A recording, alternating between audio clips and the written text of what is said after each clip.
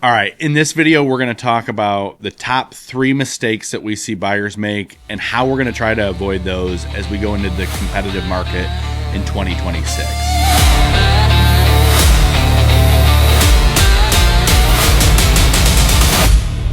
On a day's work. The first mistake that we see people make is not getting them pre-approved. And we're not the first ones to say this. We won't be the last. Every agent's going to say the same thing. Get pre-approved, get pre-approved, get pre-approved. But the problem is that you're just setting yourself up for heartbreak if you're not. If you go out and start looking at $500,000 houses and you really feel more comfortable at $350,000, it only makes sense to look at what you can afford and not set yourself up for failure. This process, there's going to be some heartbreak. There's going to be some properties that come up that you think are the one, the only one, and you'll never look at another house the same way as you did that. I look back and what my wife and I were starting to buy, I drive by them all the time where it's like, oh, we almost bought that house. Oh, we almost bought that house. And every time I'm like, really, thank goodness we didn't buy that house.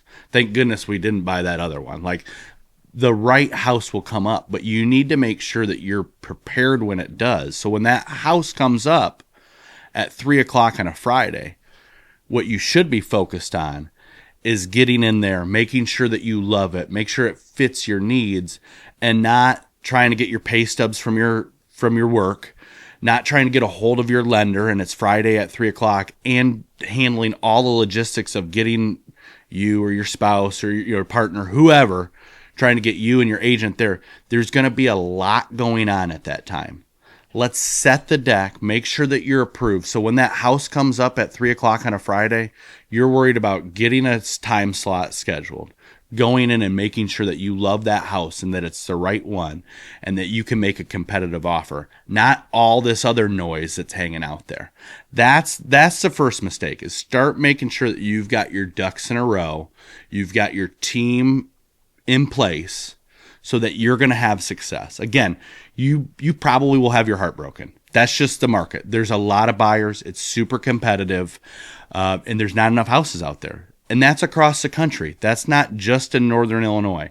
That's really everywhere that I'm talking to other agents. It's the same thing. There's not a ton of inventory. It's competitive. The offers that we've written with some of our buyer clients here in 2026, every single one of them, for the most part, has had multiple offers. They've been very competitive, and the majority of them have gone over asking price.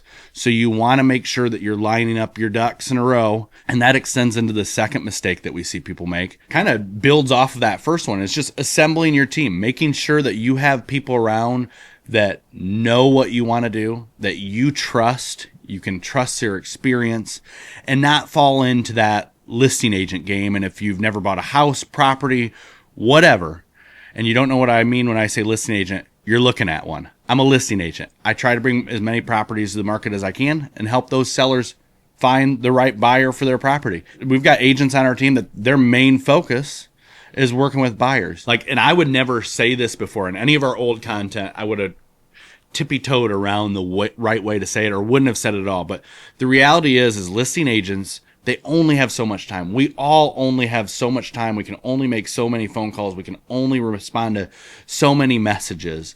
And when we put up these rural properties, we may get 40, 50, 100 messages in a day. And I want to take care of everyone. I really do. But the reality is I'm limited on time and energy, and we can only get to so many people. So when that comes up and that property comes up, I do work with some buyers. They're past clients, good clients, people that I really enjoy working with. I'll still work with them on the buy side. I'll still help them find stuff, but it's not what my main focus is. You want an agent that all they're thinking about every day is they've got their list of buyers that they're working with, and what can I find for this person? I've got Jerry over here. I know he's looking for a house on 10 acres, and when that house on 10 acres comes up and you start going and looking at those, I had some clients that we just closed on something recently, and this is totally switching gears, but that's kind of how my brain works, is we sat down, we had a plan, we went and looked at a ton of stuff that we honestly knew was not in the right area. They had specific areas and what they wanted, so they were clear on that. We went and looked at a ton of stuff in areas that we knew that they really didn't want to be in. We looked at stuff that we had a pretty confident feeling that they weren't even going to like it. But when the right one came up on Friday at 3:00, we had intimate conversations about their finances, their retirement plans, who was buying their house, what stuff was worth, values. We were able to point to specific properties that we had looked at and use those data points to say, oh, well, that one went for that. And that one out there, that went for that. And this one has a way better river frontage than that one did. And so we started connecting those dots. We were in the first day. We had an offer in hours. And when they looked at me and said, Todd, this is the one. And I said, what do we have to do to make sure this thing doesn't get through the weekend? I said, I don't know, but we can't answer that question. We don't have a crystal ball. I wish we did. But what I knew we needed to do is we needed to come in really competitive. We needed to come in strong. We needed to come in fast. And so when they looked at me and said, hey, we want to go, I can't remember what it was, $20,000 over, $30,000 over, I knew that they could afford that. I knew that that was within their budget. I knew that that fit their retirement plans because we had all that history together. And you can't gain that experience and that trust and relationship with your agent or with your buyer. That's built. That's not on a phone. That's not on a first phone call by texting. That is going through the trials and tribulations of being in, well, at that time it was 2025 market, but going through properties together and having opinions and debriefing on them and saying what we liked, what we didn't like, talked about the values, talked about the price. That is an earned thing. That is what you want with your agent, is you want someone riding into battle with you for 2026. And that's what some of these properties can be. We've written multiple offers on properties the last 2 weeks. Every single one of them has had multiple offers. So you want to make sure that your team is tight, that you've got someone that knows what they're talking about, that's familiar with that market, that is there as a resource, not just you're throwing orders out at them. You want someone that's really building a relationship.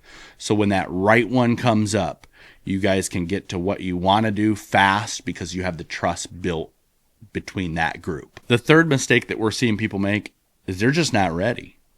A lot of people have to sell their house in order to buy the next house. So meaning their equity is wrapped up into their current home. That's where their down payment's going to come from. Maybe their finances say, hey, in order to afford these two, you can't do a bridge loan, meaning I'm going to hang on to this house and buy this one. I'm going to sell this one later.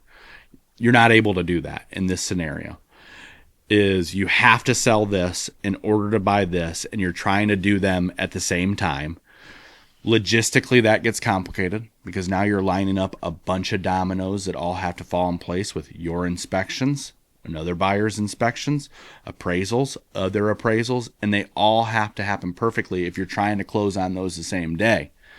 We're starting to see more listings hit the market. It's April. This is the time.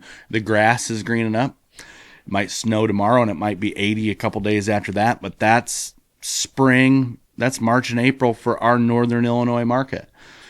And you're starting to see sellers start to come to the market because it is that time, and that will go fast. But the problem is that our buyers, are they approved? Yes or no? Do you have your team lined up? Yes or no? And if you have to sell your house in order to buy your next, even if you do all those other steps and you put a really competitive offer in front of a seller, is your house ready to be officially on the market within a week? Because that's what it takes. They're not allowing you 2, 3, 4 weeks to get your house up on the market, because at the end of the day, they're the ones sitting here at the finish line waiting for all these other dominoes to line up. So if you're in that camp where you need to sell your house to cash out that equity to buy another one, that's okay. Completely common. Does it make some challenges with some logistics? And does it, do you have to get creative with offers?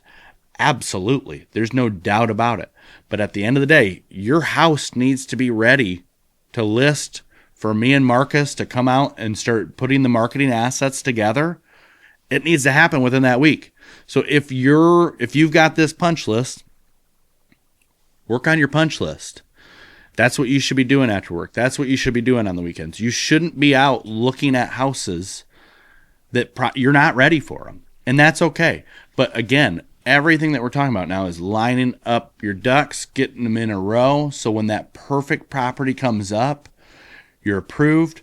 You've built that relationship with your agent. You've seen stuff once your house is ready, and that you are having those conversations early and often. So really all of these points build off of each other. Are you pre-approved? Yes or no? Do you have your team in place? Yes or no? Do you have to sell your house? Do you know that? Yeah, we have to sell our house. Okay, you should be working on that rather than going out and shopping. All these things need to happen before you go out and start looking at properties. That's all I got for you guys today. So if you like content like this, if you took any value from it, please make sure to like and subscribe. If you're looking to buy land or homes on acreage in Northern Illinois, all of our contact information is going to be in the description, so head over there. No pressure, but if you're looking for a team that is experienced in the area, that has processes in place, we're ready to hear from you and work for you. If you want to look at any of our current listings, head over to our website at whitetailproperties.com, and we'll see you in the next video.